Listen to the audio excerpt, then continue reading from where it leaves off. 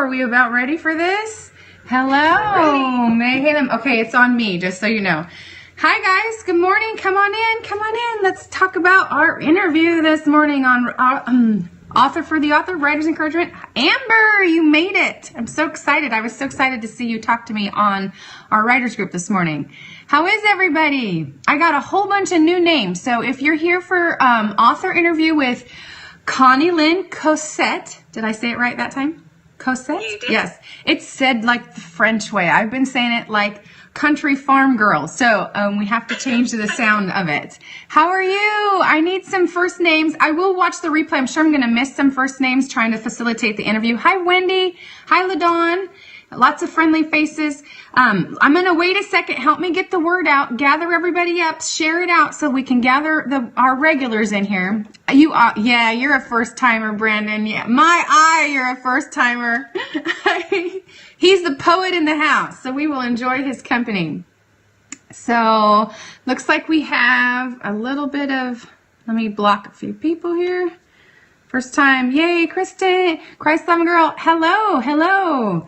So, Connilyn is here today, and we will be getting to do a giveaway for her. So, pay attention, and I'll let you know how that's going to happen. For those of you who found this to be a regular show, okay, that's fine, Wendy. Hi, Savannah. Good to see you.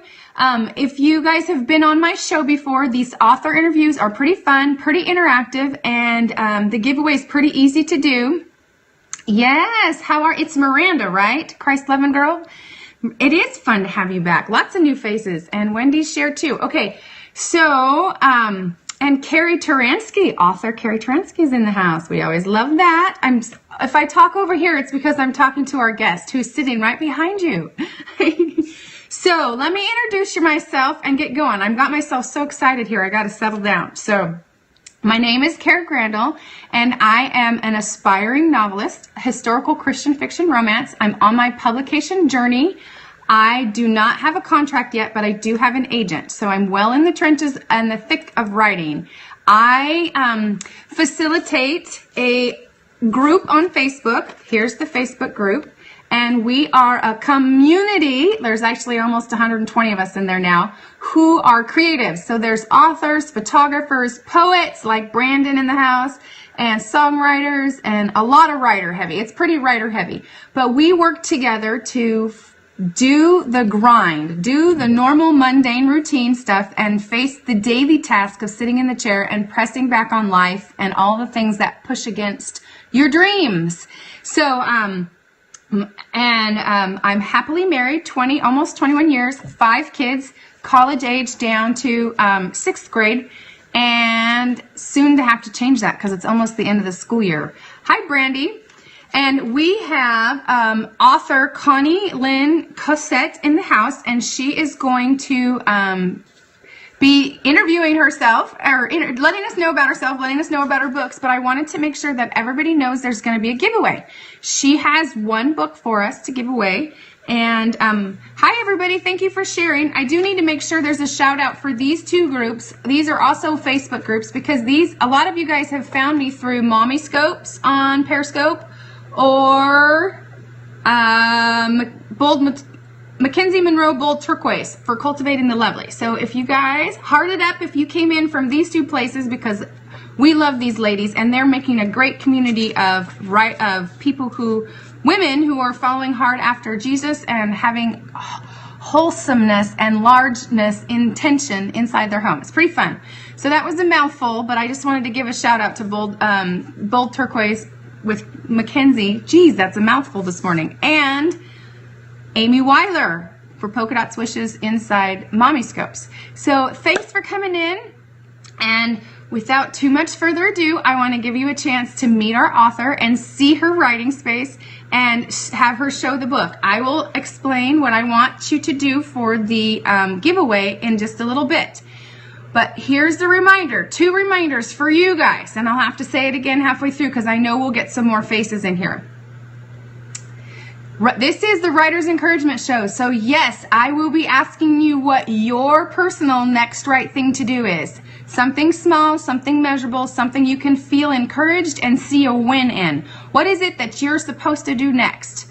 And Then also, this is interactive. So if you end up with a question for our author, something that you're intrigued about that she says, know that when she's talking, I'll be writing down the questions so I can facilitate the questions to her. So this is an interactive interview. Feel free to get your questions answered. It's super fun that way. Both reader questions and writer questions are welcome. And without further ado, here is our beautiful guest, Miss Connilyn. And now, camera's on you there, lovely. Hi everyone, it's so great to be here today. I'm coming to you live from my closets. This is where I work, so you can see, I'm going to tilt it up, you can see my shelves there. Can you guys hear her good? It got quiet a little bit. Can you guys hear her good enough? Let me know. Can you hear her, Brandy? Yes, okay, good. They can hear you. All right, we're good. So she's in her closet. Did you guys hear that? Take a peek at that closet. Does that not look inspiring? And tell them why you're in the closet. Well, this is where I write. I was just desperate for a place that had a door. I have 2 little kids and I love them very, very much, but I need quiet when I write. I need silence. And so I looked around my house for a place to write, and I thought, this has a door and I need to be in there. So I grabbed a desk and I drug a desk in here, and I have my comfy chair here. I even have a Scentsy lamp here so it smells all pretty inside here and doesn't smell like shoes. But I needed a place to close the door, and so this was it. Nice. Okay, go ahead and show them your books. Introduce your books, and don't just show us your cover, but tell us what you love about them and what you like, what you want to tell us about them. Well, here's my book. Now, as you can see, the cover is absolutely gorgeous. Bethany House does a wonderful job. Their designers are so amazing. And there I am on the cover. That's me, for real. I'm a real author. And that's her first book, you guys. And not only is it her first book, but today is her launch day. That is, hold it up again. I want to see it again. Let them get a snapshot if they want. This is the first day. It is on the shelves, hard copy, ready for you to buy. Yes. Oh, and Amber Lynn, that book was so great. So you have some pre-readers. You have some influencers in the house. So we'll get to... It's super exciting. Okay, and go ahead, and she has a book number 2, but it's not out yet. But so go ahead and point at that one. It's behind your head. I can see it. So okay, I'll move here. I'll go in on that. Here she is. This is Shira. Hopefully you can all see that. Yep, I'm zoomed in. That is Shadow of the Storm, the next book in the Out from Egypt series. Out from Egypt. Okay, so now introduce yourself and tell us what kind of books you write. Okay, well, I am Connilyn Cossette, and I write biblical fiction. Perspective. I don't write from an actual biblical character's point of view. So it's the first book, Counted with the Stars, is the story of an Egyptian slave who goes with the Hebrews on the Exodus. So it's really kind of an Egyptian perspective of what was happening during the Exodus and how she responded to the plagues and all the scary things that were going on in her country. And also because she worships Egyptian gods, for her to find out that there's this invisible God out there that's doing all these things to her country, it really kind of shifts her perspective. So it follows Kaya's journey all the way through to when she really comes to surrender to Yahweh. To Yahweh, biblical fiction. Okay, so, and before I ask you any more questions about the biblical fiction part, go ahead and tell them how you got started and how you saw yourself as a writer. Okay. Well, I have wanted to be a writer since I was a little girl. I was a huge reader. I used to be that girl that would come home with huge stacks of library books, and my poor parents had to pay tons and tons of library fines because I was always reading. And of course it was a dream to have a book on a shelf one day. But what really kind of gave me the bug of writing was when I read Gone with the Wind. And I was sick one day, and I stayed home from school. I was about 13, and I read the entire book from cover to cover within 24 hours. And I still remember the sun coming up and the birds starting to chirp as I was finishing the last page. It was probably like 6 in the morning. And I was so inspired by the story, and I learned so much about history that I'd never known before. But when I talked to my mom about it the next day, she said that Margaret Mitchell had died before she finished the rest of the story, because I wanted to know what happened next.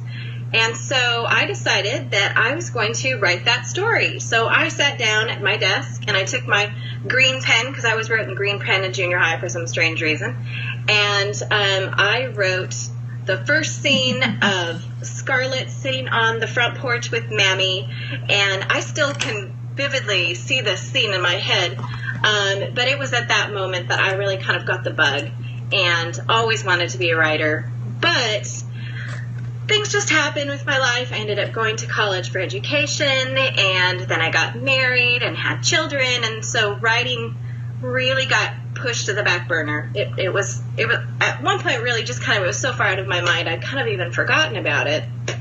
But then I was doing some research for myself and just doing some personal Bible study into Exodus, and I was reading the passage where it talks about this mixed multitude that went with the Hebrews out of Egypt and followed Moses into the wilderness. And I was like, who are these people, and why would they leave everything they knew, turn their backs on their gods, even after God had completely destroyed their country? Why would they choose to follow Moses?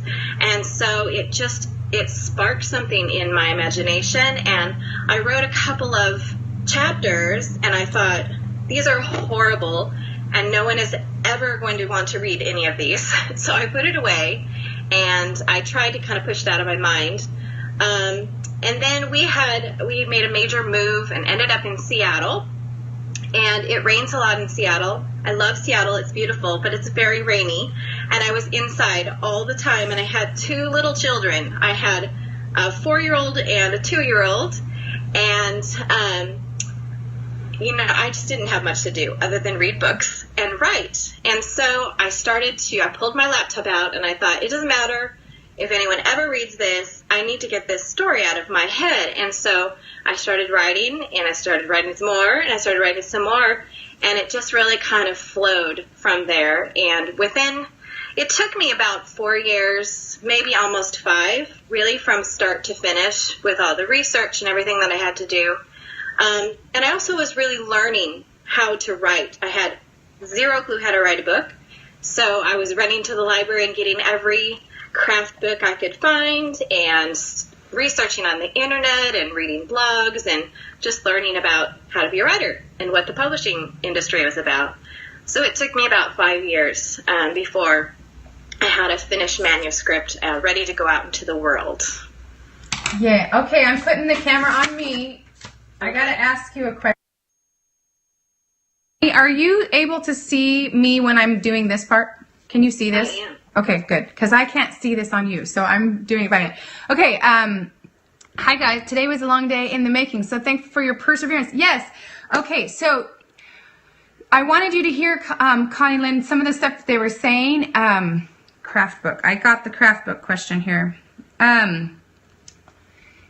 Connie, they were wanting you to know that they appreciate hearing about the length of day on that, and they're glad that you were perseverant and that you didn't give up. So I am too. I need to hear that part. That's why we do the Writer's Encouragement Show. So for those of you who are new, I saw several slip in. We are going to do a giveaway, and we are going to do the next right thing, and I want you to be asking questions of our author. We have several more pieces of nuggets that she's going to teach us.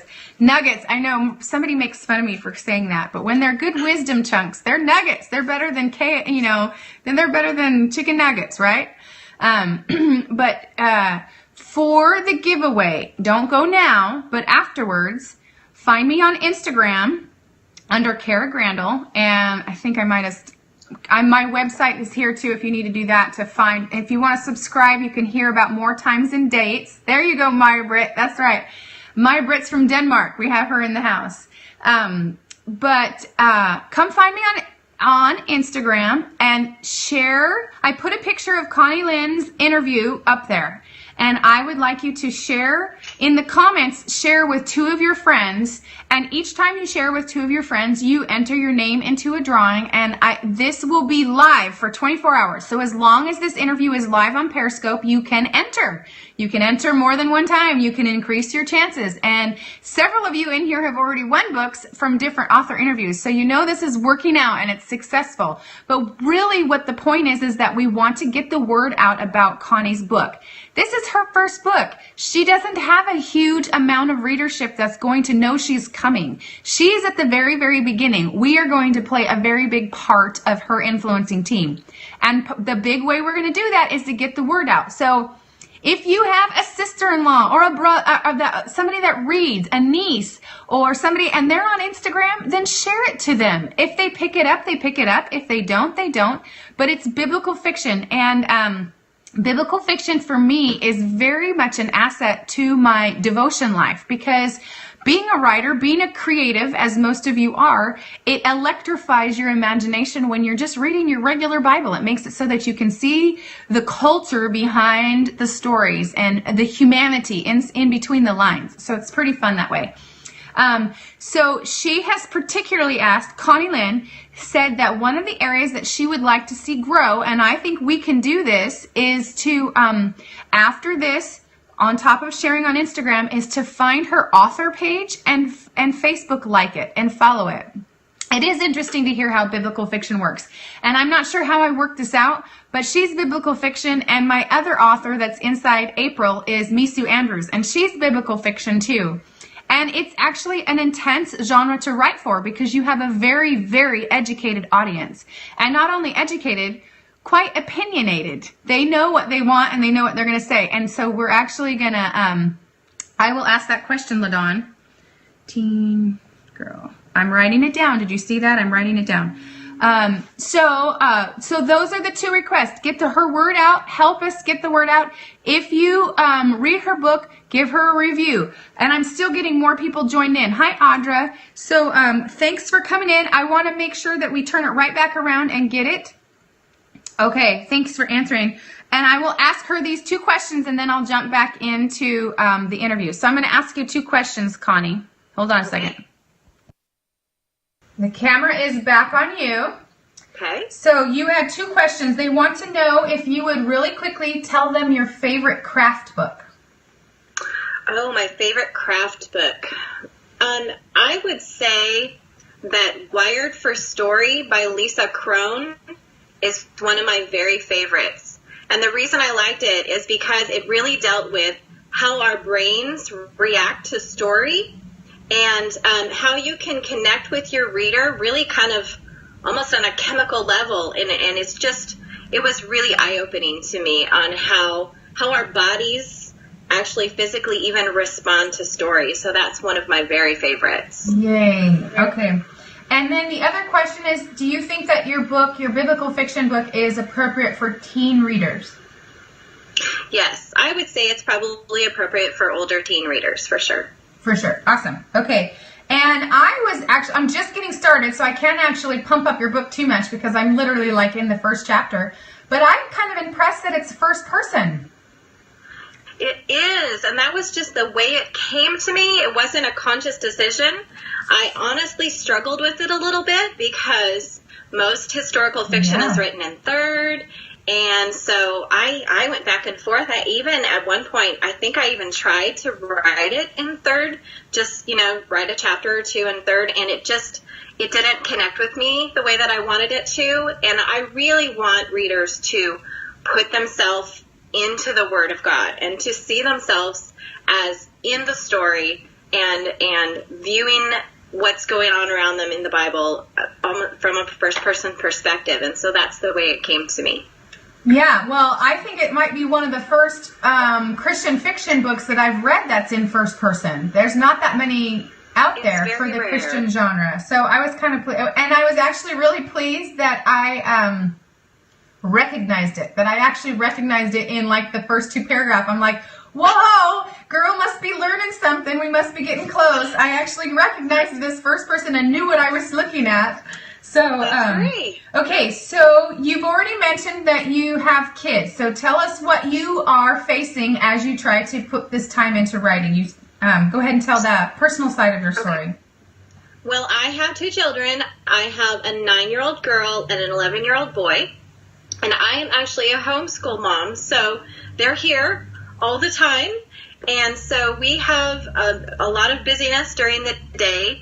I am a night owl. So I write in the middle of the night in my closet and in the dark, which is kind of strange, but I write without the lights on. But I try to do most of my research kind of when they're doing school. So when they're doing school, I'm doing school, and then do my writing at night. Very good to hear. Go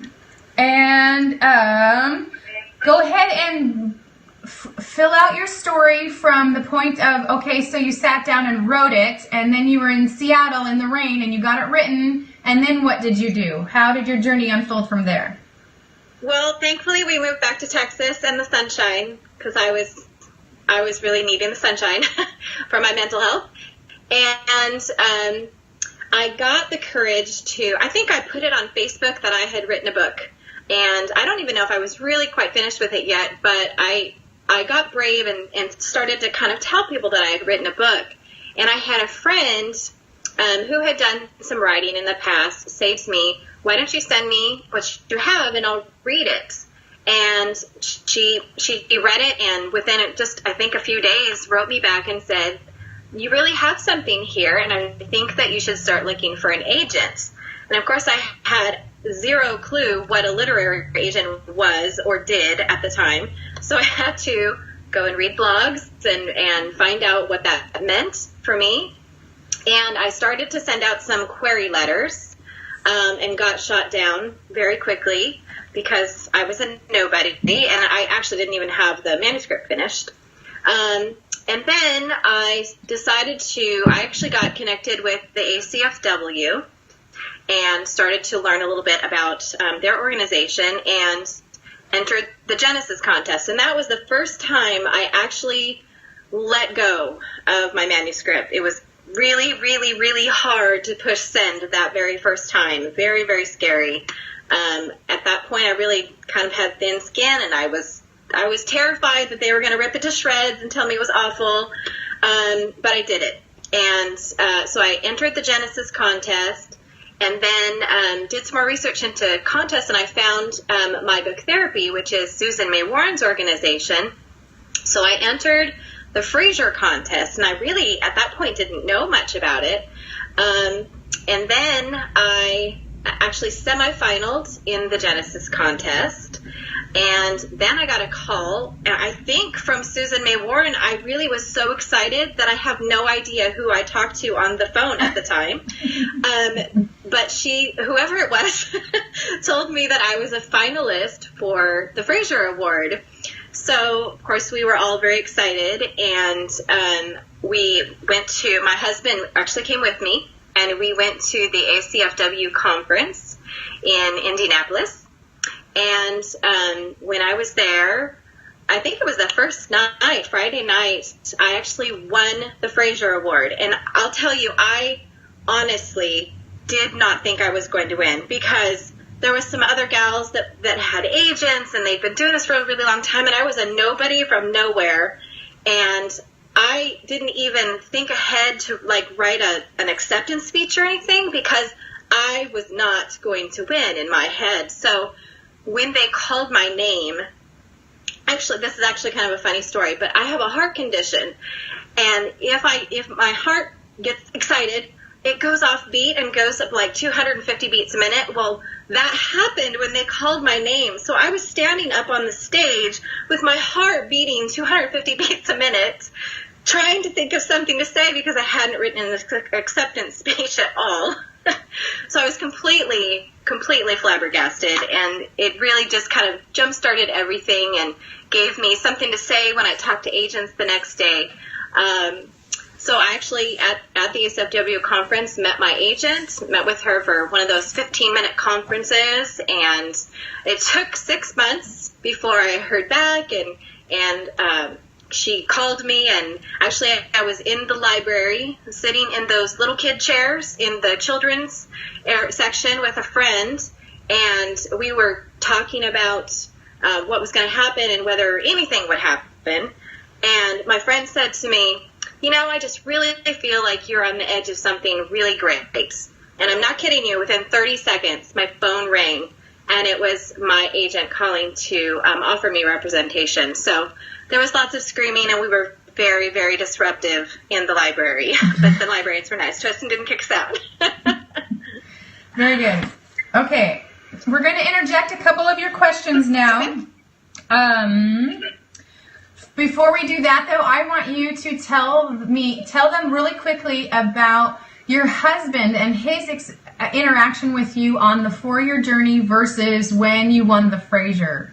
And feel free to be kind and candid. Well, my sweet husband, I really think he was blown away by all of it, because my husband's actually a truck driver, so he's gone for sometimes weeks and weeks on end, and I don't think he really had any idea what I was doing or what it meant that I was writing a book, because I was mostly doing it when he was gone and at night. And so when I won the Frasier Award, he was so shocked. He was as shocked as I was. And he said to me, "You're a genius." And, which of course. So he was just so cute and so excited about it. And he's been so super supportive to me since then. And I'm so grateful to have him. I'm so grateful that he allows me to stay at home with my kiddos and do all this. And it's just been an exciting time for our whole family. But has he read your book yet? Oh my goodness, no. No, he does not like to read books. It's not his thing. He'll read a nonfiction book, but fiction is not his thing. So he told me that he is waiting for the movie to come out. So he may be waiting quite a long time for that. Yes. But did you guys hear that? Supportive husband, totally in her corner, totally supporting her, but he's not getting her book a chapter at a time, a spoonful at a time. Does everybody hear that? That's good balance right there. I will see that. I actually read him a chapter one time. Well, I read him a page one time, and he was asleep by the end of it. So your husband and mine would get along, all I got to say. Okay, so we have 2 more questions before we move into another part of the interview. Brandy asks, how do you have a path or something that you do on purpose to handle discouragement? Can you repeat that? I couldn't hear you very well. Yeah, I think that we had a little change on Skype here. She wants to know what you do with discouragement. When you're discouraged, how do you handle it? How do you face it?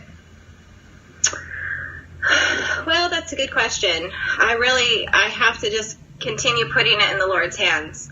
All of this is so shocking to me. I really was not, I didn't even really have enough faith to pray that I would get, a book contract, let alone a 3-book contract with Bethany House, my dream publisher that I've been reading since I was a little girl. I just prayed that the Lord would do with it whatever he wanted to do with it. And he went so far beyond my expectations and my dreams that when I get discouraged, I just remember that this is all a gift. And he's just been sustaining me, and I'm a procrastinator. And for me to finish just 1 book is a major deal, but to finish 3 books is just his strength alone that's keeping me going. Okay. So I hope that answers your question. It does. And the other question they want to know is how you are handling release day as far as being nervous or anxious, or are you more excited or less excited? How is release day affecting you? Release day has just been kind of quiet around here. My kids and I stayed up until midnight. Excuse me. My kids and I stayed up until midnight, and we toasted with sparkling apple cider. So that was exciting and fun. And I had a launch party a couple of days ago on Saturday night, and it was huge. It was wonderful. I had so many people come. The room was packed full, and we had a line out the door. And So that was really fun and exciting for me, but it's just been kind of a calm day, and I'm really enjoying doing this interview today. This kind of makes it even more exciting. Yay! I'm putting up hearts. You guys tap the heart button for me on that one. That's awesome. Okay, so one more question, and then I'm going to take you back into something I know you have inside your interview because we talked about it already. That's the best part for me, is I feel like I got insider information. Audra would like to know if you would consider yourself a pantster or a plotter. And okay, well, that is a really good question. When I started out, I was an absolute pantser because I had absolutely no clue about structure or anything. I had no clue. And so I just wrote whatever came into my head. I see the movie in my head and I wrote it down. But as I have learned more, I'm really kind of in between now. I write a general structure. I will give myself some outline, but it's very, very kind of bare bones outline. And then I will pants within the plot, if that makes sense. yes. So I'm kind of in between. Yeah. I am too, and I think Audra is too, so that's a good answer. Okay, so back to the interview part where we were, one of the things that you told me was the feeling of writing the first book and having it completely edited and taken care of and then presenting it versus writing under contract and having other people involved in seeing it before it's complete. And then also your perspective of editing and your perfectionism, those two topics. Go ahead. Okay, well, editing for me is actually fun. I'm one of those very strange writers where editing is enjoyable to me. I really like the process of taking something that's kind of rough and polishing it. And I am a perfectionist, so I tend to edit as I go. I don't write the full draft and then go back and edit. I will write a chapter and edit it and write another couple chapters, and then I'll go back and edit the first couple. So it's kind of a long process, but I really enjoy it. I know I'm kind of a strange person there. But, writing without anyone looking at me was a very different experience than it was writing with a contract and working with editors. They're just, the Bethany editors are wonderful, and we're very, they respect my voice, and they all enjoy first person and everything. So it's been a really fun process for me. Kind of stressful sometimes when I'm writing one book and I'm having to go back and edit something else that my mind has kind of moved on from, but I'm starting to kind of get into the rhythm of it, so that's been really fun. Perfectionism. Go ahead and touch. Oh, you froze on me. Are you still there? Yep. Perfectionism. Okay. How do you see the perfectionism stuff? Oh, perfectionism. That's hard. It's a hard thing to conquer. One of the reasons why I have learned to conquer it has nothing to do with writing. It actually had to do with taking an art class. I do like to draw and paint. I'm not that wonderful at it, but I do enjoy it. And I took an art class a few years ago and realized that because I'm a perfectionist, I'll keep tweaking it and tweaking it and tweaking it. And once I tweak it too much, it ruins it. And in fact, my mother always tells a story of when I was in the second grade, and I got an F in art because I would throw away all of my art because I didn't think it was good enough. So I was a perfectionist even back then. But once I took this art class, I realized that there was a point where I needed to just let it go. I needed to stop tweaking and let it go. And that lesson has served me well in writing, because you can continue to tweak and tweak and tweak and tweak a book. And even I look at Counted with the Stars, I open it up and I see things I think, ooh, I could have done this there or this there, but I have to let it go and just kind of put it in the Lord's hands. Perfect. Yes. Okay. So now I want you to talk about the things that were in your life before you were an author and a writer, and the things that you've had to give up along the way. Okay. Well, like I said, I'm a homeschool mom, so I have a lot on my plate during the day. But at one point, I was actually teaching piano lessons. I had large piano studio. I think the most kids I had was about 18 or 20 at the time. And so I was teaching piano. I had kids coming and going out of my home. And I was also babysitting. I was babysitting infant twins at one point as well, and teaching music classes for little ones. And let's see, I was on the worship team at church and teaching art classes at the Salvation Army for our homeschool co-op, and also teaching other classes for our homeschool co-op. So I was crazy busy. Oh, and I can't forget, I was actually in a rock band, and I was in a worship rock band with some friends, and so things were crazy with me at one point. But when I really felt like I was being called to be a writer, I had to decide what things I needed to let go. And so, unfortunately, the band went away, and the babysitting went away, and I had to just kind of let things go, even though there were things I all really, really enjoyed. This is my passion, and I needed to kind of grab onto it with both hands. Okay. So some people are daunted by this next part that I'm going to talk about, but so everybody take a deep breath. This isn't meant to put you in a box or keep you, in a corner, but you're a reader-driven writer. So tell them what being a reader does for you and how many books you still get through and that process for you, because it's important. I am. I'm a voracious reader. I usually read, I would say maybe 2 or 3 books a week. And it's kind of a mental break for me, because when I'm writing, I get kind of locked into my story world, and I need to kind of break away and use my imagination somewhere else. And so I will read, and when I read a book, if I pick it up, I usually have to finish. So I don't really sleep very much. So I probably will get through 100 books, if not more, during a year, even with writing. Even with writing. So has that slowed down since you're editing and writing and under contract and all of that? It's probably slowed down a little bit. But when I'm on break, then I kind of pick it up and make up for last time. Make up for last time. Okay. So I'm going to turn it around so it'll be on me, and we're just about done here.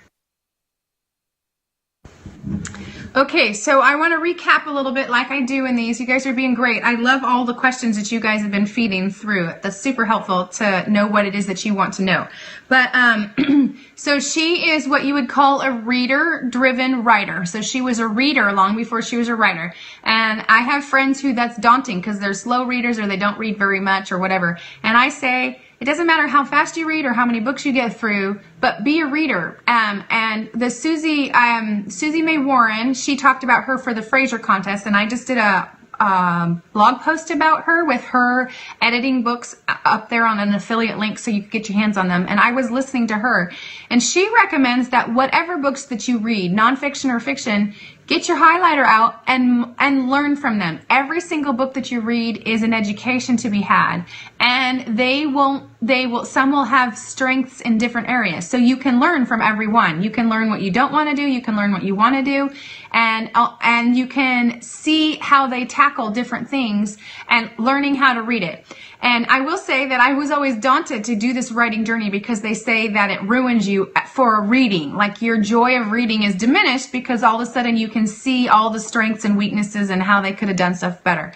But that is actually a frame of mind. You can choose to be entertained. You can choose to let go of the trappings, but you can also still keep that education mind going.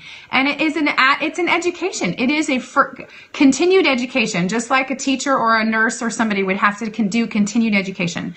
So being a writer or being a reader is important, and reading for all different types of stuff inside of your work.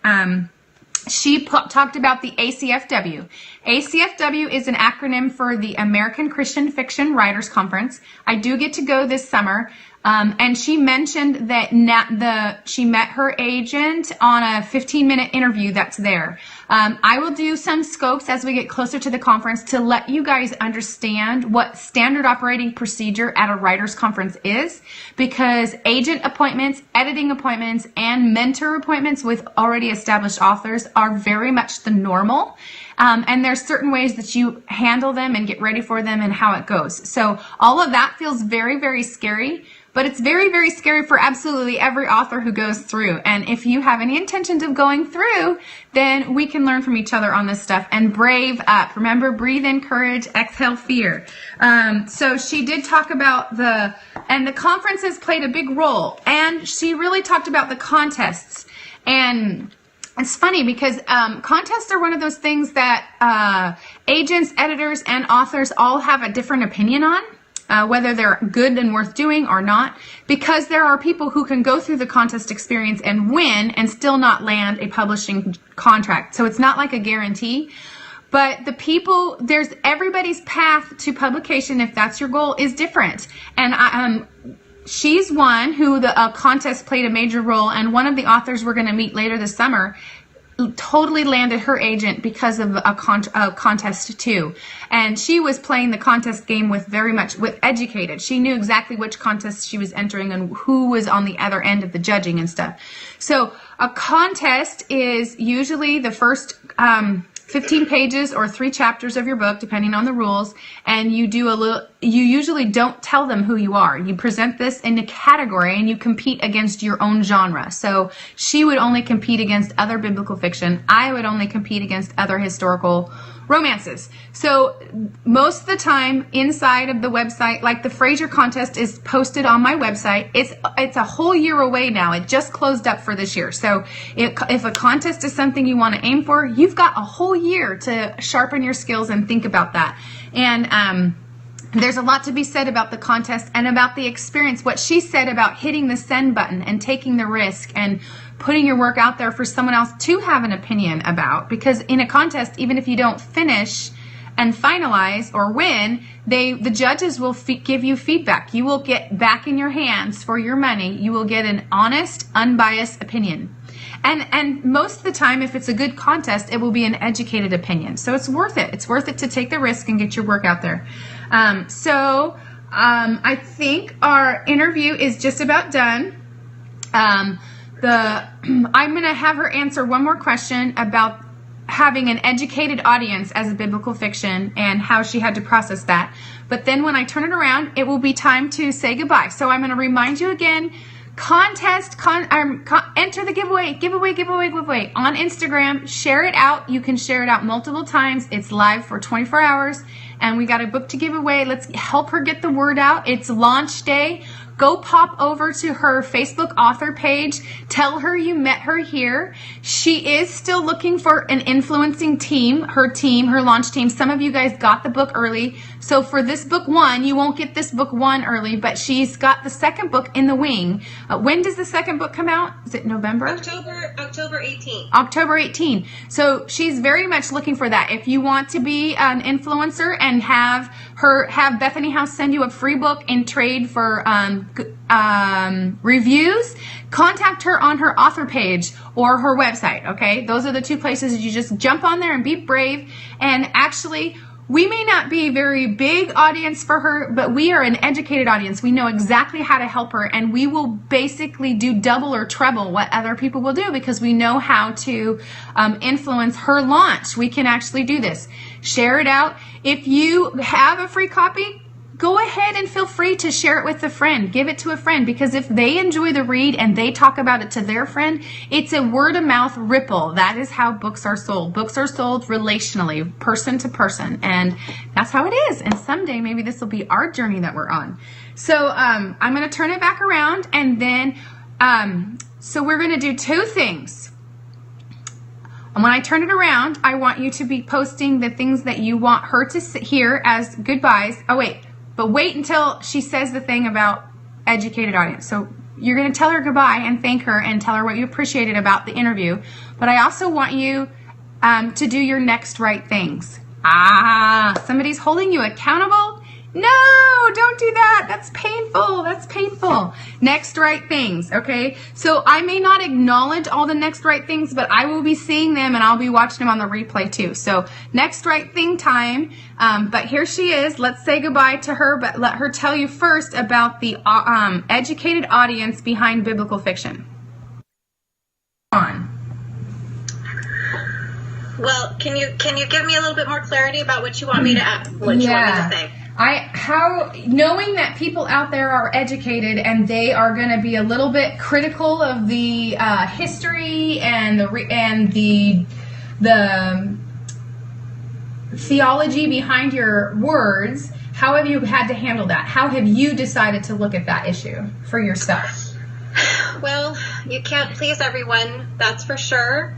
And not everyone is going to understand all the research that I've done into some of the background and some of the Hebraic understanding of the Bible. So I have to just do what I can, and I really want to hold to the Bible as closely as possible. But of course, we weren't there, so we don't know exactly how things were or how things were perceived, especially by like the Egyptians, who didn't really know what was going on. So they're hearing rumor and hearsay, and so I'm just doing my best to portray the Bible in how I perceive it. And so I just have to really give that to the Lord and ask Him to speak through me the best that He can. Right. And then sometimes even the historians disagree, right? So then what do you do then? Absolutely. There are archaeologists and biblical historians that disagree about so many things, and they're still arguing about it. So I have to just choose what I feel it might be and write it down. All right. So, okay, guys, it's time to exit the interview. So go ahead and tell her, give her hearts, and let her know how much you appreciate it. So excited for you, Connie. I'm thrilled to be one of your desert wanderers. I thought Connie's letter at the end was a perfect summation of how it differs to the Bible when there is a conflict of information. Yay. So you have two. Those are right off the bat. They're ahead of me. They've read it. Thanks for the inspiring interview. Wish you all the luck in the world. Yes. And go ahead and get your fingers busy on your next right thing. Thank you so much. Loved the interview. And I need a first name on you. I don't know who you are. I would like to know who you are. And let me go ahead and do a shout out again for Author for the Author, which is a Facebook group. One of you who knows how to spell it, put it up there for me. If you are an artist or a creative or a writer and you would like a little bit of accountability and a lot of fun and encouragement on your journey, come hang out with 120 people who are in your same shoes. Next right thing, dusting. Oh, great, Kathleen. That's no good. Dusting. She means dusting off her chapters and digging back in again because she let her book sit too long.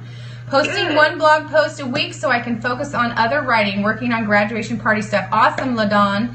Got inspired to start writing again. Yay, Maya. Perfect. That's right, Kathleen. We are on to you. We know your secrets now. So, anybody else want to throw their next right thing out there, or thank you to our Connie Cossette? I didn't say it right. I want to say Cossette, like, Cossette, but it's Cossette, like the French, she said. So, taxes. Amber's next right thing is taxes. That's a big one, Amber. That one comes with pressure. So, blessings on that journey as you finish that up. That's a big deal. And we are going to pray for her on her launch day. Can you guys pray with me over her? So the camera is still on you, Connie, just so you know. But hearts mean you agree, just so you know. That's how prayer works on Facebook. Lord, I just lift up Connie's launch day, and I lift up where her book goes and the people that read it. And Holy Spirit, we just believe that this is a divine work, that you are helping her to be your fingers and your hands, just like we all want to be. Lord, I thank you that you are magnified and lifted up in this book, but that book finds its way into private places and hits people when they're soft and vulnerable and they need to know about Yahweh. And we speak blessing over the sales and over the contracts and over the ripple effect with getting the word out. And we just thank you, Lord, that You are responsible for the outcome, that Connie does not have to carry that burden. She does not have to try to figure it out. She doesn't have to try so hard to float her own boat, because you are the master captain of the ship, right? In Jesus' name, we thank you for this journey. We thank you for the blessing, and we thank you for our journey and our blessing, and the way that you have aligned our days with your plan for us in mind. In Jesus' name, amen, amen. And we're there's a million hearts going up for you for the prayer and for the interview. So thank you, Connie, and you have a good launch day. And don't forget to go say hi to her on her author page. Let her know that you found it. Even this interview, you guys can tweet it out again and help us get it out for her. 1 or 2 or 3 or 4 people can begin a ripple effect. So it's super, super much a blessing. So don't forget about the giveaway if you're interested in getting a free copy of the book. So have a good day, and we will say goodbye to you, Connie, too. I'm turning off Periscope. See you later, my writer friends.